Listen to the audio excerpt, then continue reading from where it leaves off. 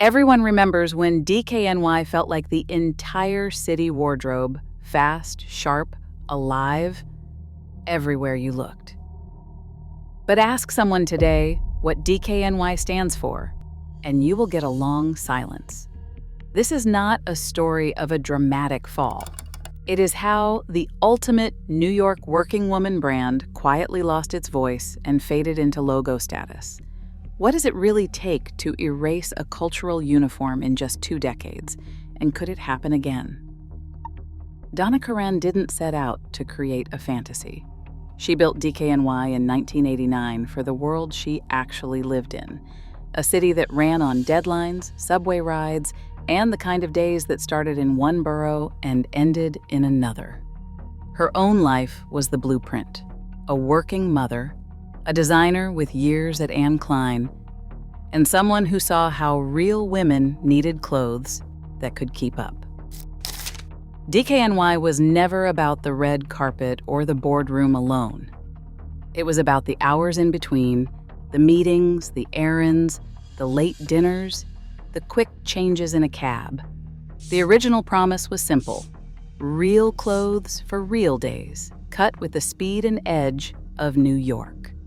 The label launched as a younger, more accessible extension of her main line, with price tags that put it within reach of a much wider crowd. Jeans started around $85, blazers near $450, about half what her core collection cost. Inspiration came straight from home: Karen's daughter Gabby, who raided her closet and wanted the attitude without the fuss. DKNY's first collections pulled in stretch fabrics, convertible jackets, and easy layers, pieces that worked from morning to midnight. The New York in the name wasn't just branding. It was a mission statement. Every ad, every campaign leaned into the city's pace: black and white skylines, subway tokens as details, manhole covers stamped into hardware. The clothes had the same energy, tailored, but never stiff, practical, but never dull. Karen called it utility. That meant bodysuits, jackets, skirts, pants, and sweaters that mixed and matched, built for a life in motion. The idea wasn't to sell occasion wear. It was to create a uniform for the woman who had no time to change but still wanted to look sharp. By the end of its first year, DKNY had pulled in $115 million in sales, and department stores scrambled to get more on their floors. The city adopted it fast. For a while, the promise was clear: DKNY was the uniform for women who didn't have time for fantasy, but still wanted to look like they owned the city. By the mid-1990s, DKNY was not just a brand, it was everywhere. The label's black and white logo stretched across magazine pages, subway billboards, and department store windows from Manhattan to London.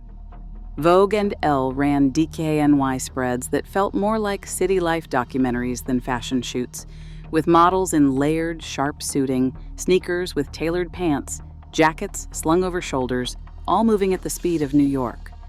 On the street, the effect was even louder. You could spot DKNY jeans on students in Union Square, cashmere sweaters in downtown offices, and those unmistakable double-breasted jackets in every cab line at Penn Station. The idea of system dressing, mixing and matching pieces so you could go from the early train to a midnight dinner became a kind of urban code. Celebrities and editors picked up the uniform. Madonna wore DKNY bodysuits off duty, and Christy Turlington turned up in the ads. Even the menswear line, launched in 1991, found its way into the city's rhythm, with leather vests, $600 sweaters, and suits that did not need to try too hard. By 1995, DKNY had hit $550 million in annual sales. Department stores scrambled for more floor space. The company went public in 1996, with nearly 50 DKNY stores worldwide. For a generation, DKNY was not an aspiration, it was a default. It was the answer to what you wore when you needed to look like you belonged in the city, no matter where you actually lived. The brand's reach was not just about clothes.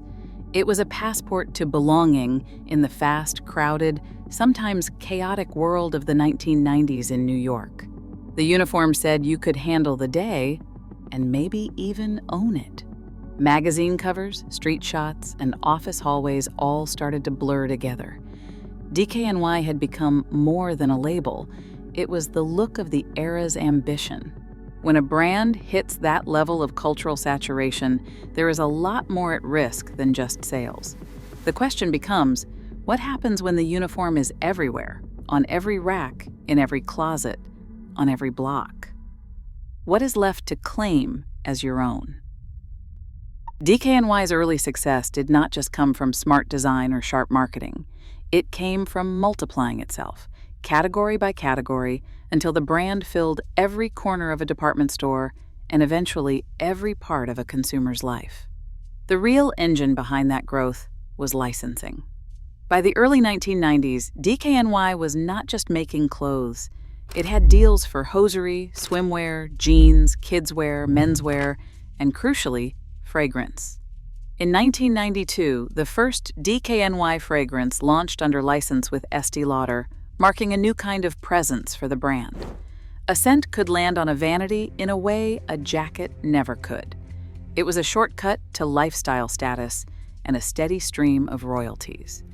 Licensing let DKNY expand at a speed that pure design could never match.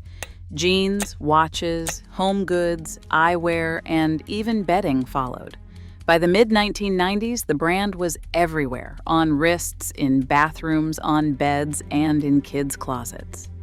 Each new license promised fresh revenue and a new audience. Department stores loved it. More categories meant more floor space, more reasons for shoppers to come back, and more ways to buy into the brand. But every new product line carried a trade-off. With each new license, the original vision got a little harder to maintain. The clothes were still rooted in Donna Karan's city logic, but a DKNY watch or a home collection did not have the same DNA. Licensing partners had their own factories, their own timelines, and their own ideas of what sold. Quality and consistency became harder to control. As more categories launched, the boundaries of what counted as DKNY started to blur. By the late 1990s, the licensed side of the business had become a major revenue driver. The company's 1999 financials showed total sales of $662 million, with a significant, if undisclosed, portion coming from licensed products. When the DKNY jeans and DKNYC lines were discontinued years later, the loss in income was estimated at $200 million, underscoring just how much the brand had come to rely on these extensions. The promise of growth was real, but so was the risk. When DKNY was stamped on everything, what did it actually mean?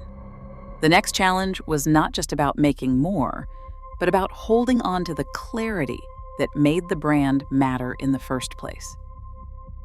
By the early 2000s, the retail world that built DKNY's empire started to fracture. Department stores, once the brand's main stage, saw foot traffic drop year after year. According to industry analysts, U.S. mall visits fell by nearly 50% between 2010 and 2013, a trend that began much earlier and hit legacy brands the hardest. Shoppers no longer made a day out of browsing racks for wardrobe staples. The internet changed the rules. Discovery moved from window displays and magazine ads to digital feeds, flash sales, and algorithm-driven recommendations. The old DKNY uniform, a system of pieces you built over time, got buried under a constant scroll of newness and deals. The brand's identity, once anchored in the real pace of city life, started to blur. Campaigns that used to pulse with black and white New York energy began to bounce between minimalism, streetwear, and influencer collaborations. There was no longer a clear answer to who DKNY was dressing or why. Inconsistent messaging and shifting visuals made it harder for shoppers to recognize the brand's point of view. One season, the ads leaned into athletic-inspired basics. The next, they chased digital trends that felt disconnected from the city identity. The retail collapse wasn't just about empty malls. It was about a loss of guidance. Department store buyers, who once curated DKNY's story with prime floor space and knowledgeable staff, now had shrinking budgets and less control. The rise of online giants and fast fashion chains squeezed out the space for brands built on slow, steady relevance. Shoppers learned to chase micro-trends and discounts, not wardrobes that lasted.